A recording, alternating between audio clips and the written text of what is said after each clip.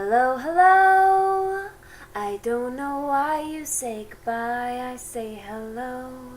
I know last week I said that I was going to talk about Horror Fest, but as it goes, I've procrastinated and haven't drawn up the list for Horror Fest. So I'm left to talk about something else. Yesterday, I was walking to my truck after work, and there was a gentleman who is clearly homeless. And he says to me, "Hi, how's it going?" And I say, "Pretty good. How are you?"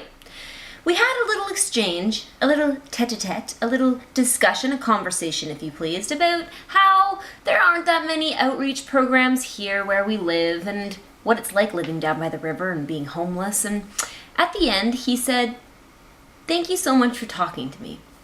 Our conversation was basically like 7 minutes. That's pretty much how long it was. And in the grand scheme of things, 7 minutes isn't all that long. And yet, most of us don't have 7 minutes to spare for our fellow men. And why is that? Because we're so busy, so distracted, because our heads are so far in the sand that we just fail to realize how important hello is.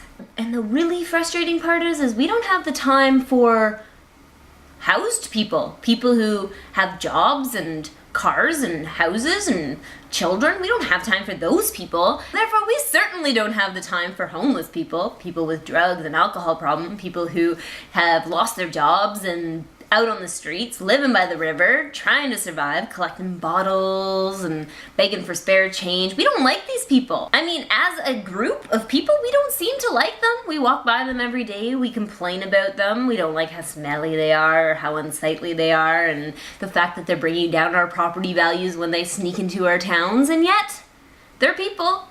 I read a statistic that said that most of us are 2 paychecks away from being homeless. 2 paychecks. And I know that we all have friends and family that love us, who take us in, well, at least for a short little while. But there are people who don't have support systems. There are people who have no other options but to live on the street in the back of their car with their kids sometimes, who have to go to shelters, who have to go to the food banks, who have to beg for money to get by. While we might not have money to give away, because I certainly don't, we don't even have the time for them to say hello, to ask how they're doing. We live in a world that is all about walls, all about fences. We box ourselves in, we have security cameras, we have alarms on our cars, on our houses. Sometimes it seems like lending a helping hand is a thing of the past. Bringing over a cup of sugar, introducing yourselves, saying hi. That just seems to be gone because people are so afraid. Afraid of what? Being broken into, having their things stolen, being murdered, raped? I don't know. It seems like fear-based behavior, but the thing is, I'm skeptical. I don't think that many people really want to hurt us. At the end of the day, I think hello and how are you doing are very important. And I think that they could change the world, and they could break down these walls that we've so meticulously constructed. Those are my ramblings for today, and I'll see you all again next week for another edition of That Girl Tyson. General quarters, all hands man your battle stations, all hands man your battle stations. Oh, heads in the sand. Wow, Bruce. Just wow.